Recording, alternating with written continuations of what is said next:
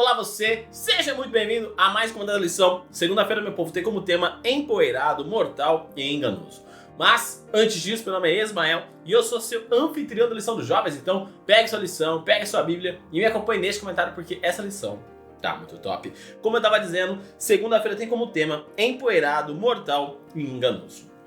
Ontem eu recomendei para você ler Apocalipse capítulo 12 e Apocalipse capítulo 17.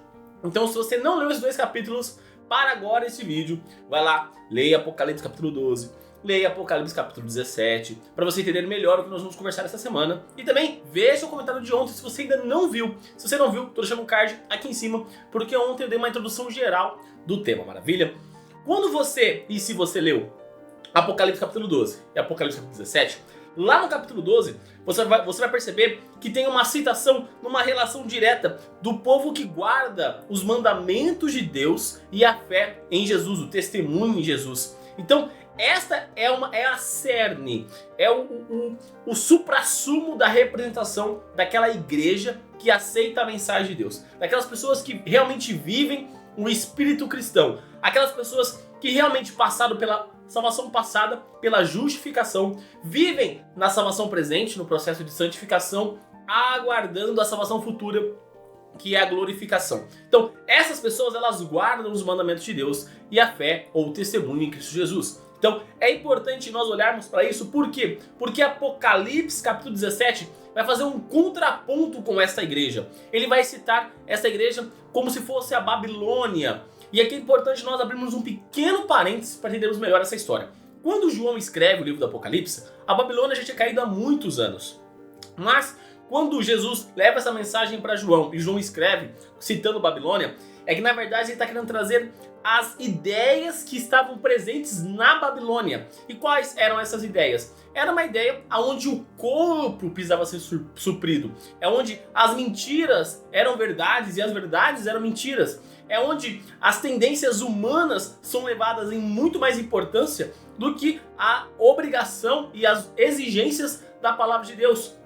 Então as pessoas ali da Babilônia viviam de acordo com como elas queriam, sem se preocupar com problemas, sem se preocupar com as consequências das suas ações. Elas abraçavam a mentira, elas viviam sabendo o que era correto, sabendo o que era errado, e elas viviam da forma que elas queriam, porque o que importa é o agora, o que importa é o que eu quero nesse minuto. Eu não quero necessariamente abrir o meu peito, ou seja, a Babilônia é a maior representação de depravação do Antigo Testamento, onde as pessoas viviam ali de acordo com a ideia que elas queriam, sabendo que aquilo era errado. Então, quando João escreve, usa o termo Babilônia para se referir a esse tempo do fim, a essa igreja do tempo do fim, ele está falando o seguinte, vamos ter uma igreja onde as pessoas vão estar firmes, guiadas por Deus, e vamos ter um grupo de pessoas, na verdade muito maior do que o grupo dos salvos, que vai estar dentro da Babilônia, vivendo estas mentiras, se entregando à depravação, se entregando à vontade humana,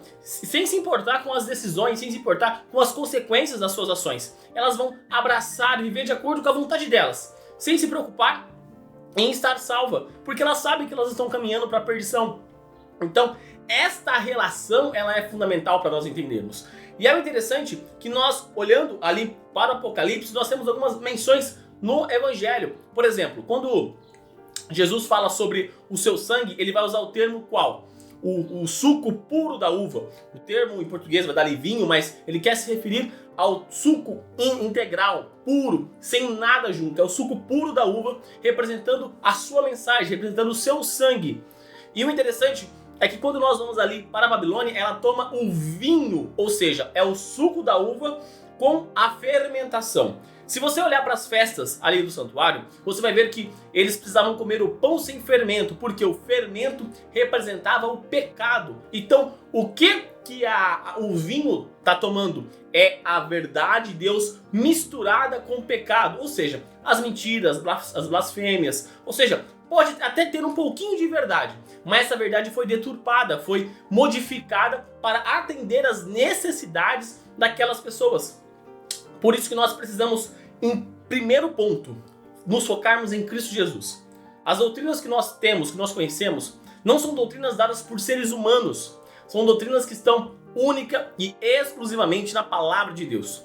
nós estamos olhando para a palavra e vendo as doutrinas que ela nos apresenta. Então todas as nossas doutrinas estão baseadas na palavra. E qualquer outra doutrina que não esteja baseada na palavra é este vinho, é a verdade misturada com blasfêmias, é a verdade misturada com pecado, é a verdade misturada com várias e várias coisas para distorcer, para levar as pessoas à perdição, porque esta é a artimanha do inimigo. O inimigo quer fazer com que eu e você caiamos e não nos levantemos mais. O inimigo quer que nós alcancemos a morte eterna e não a vida eterna igual Cristo quer. Então é importante nós olharmos para isso.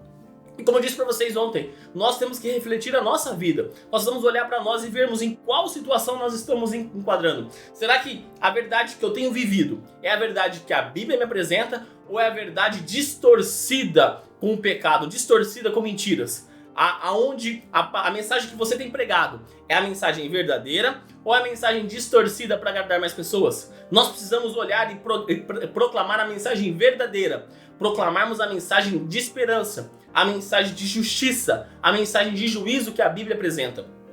Nós não podemos ocultar a verdade bíblica simplesmente para que mais pessoas possam aceitá-la. A verdade bíblica é uma só.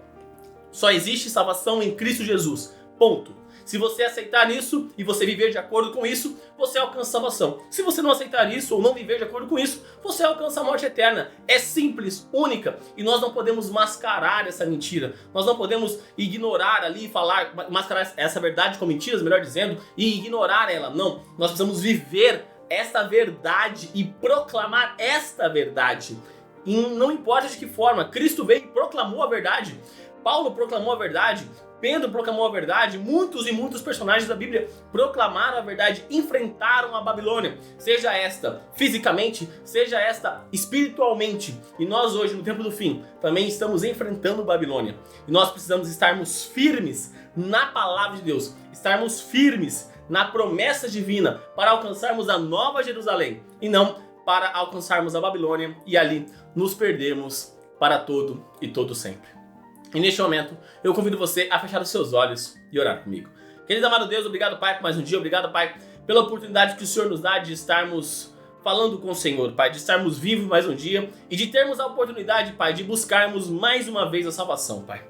Hoje nós estudamos um pouquinho mais e entendemos essa diferença entre a igreja verdadeira, a igreja que toma do sangue puro da uva, que entrega a vida inteiramente a Ti, Pai, e o grupo de pessoas que abraça as mentiras, abraça as vontades, representada pela Babilônia, meu Pai. Pai, se por acaso nós estamos na Babilônia, nós precisamos ouvir o Teu chamado de sairmos dela e caminharmos para a verdade, Pai. Então, se eu estou, ou se alguém do outro lado, Pai, tem vindo um evangelho mentiroso, tem proclamado um evangelho mentiroso, meu Pai, toque o coração nosso, nos transforme, Pai, derrame Sua sabedoria sobre nós, para que possamos abrir o nosso peito a Ti, para que o Senhor faça morada e nos use como um instrumento da Tua vontade de acordo com o Teu querer, meu Pai. Porque a missão que o Senhor nos deu é de sairmos da Babilônia e levarmos o máximo de pessoas conosco para apresentarmos a verdade que só existe no Teu santo nome, Pai. A verdade que o Senhor é o nosso Senhor, o nosso Salvador, o nosso Redentor e o nosso mantenedor, meu Pai. Trabalhe em nós, modifique o nosso ser, meu Pai, porque as nossas tendências elas tendem a cada vez buscarmos mais o pecado, mas quando nós nos aproximamos de Ti, as nossas tendências são de buscar cada vez mais a Ti, meu Pai. Fique conosco, perdoe os nossos pecados e tudo isso, meu Pai, eu te peço e te agradeço em nome do Seu Filho Jesus. Amém. Galerinha, não se esqueça de se inscrever aqui no canal para você dar aquela força e também para você não perder os conteúdos que são produzidos. Lembrando que os vídeos da lição são postados de domingo a sexta-feira, maravilha? Também deixa seu like aqui nesse vídeo para mostrar que você gostou do conteúdo, para dar aquela força e também para o algoritmo do YouTube compreender que o canal é de qualidade, que o canal é de relevância e que ele pode recomendar para mais pessoas, assim como você pode recomendar clicando aqui embaixo no botão de compartilhar e colocando nas suas redes sociais, Facebook, Instagram, WhatsApp, Telegram, enfim, a forma que você achar melhor de levar a mensagem de Deus a mais pessoas. E também clica aqui, ó, nessa playlist da lição dos jovens e nessa outra playlist das meditações que eu faço aos sábados com vocês. Então é isso, galera, um forte abraço a todos e até mais!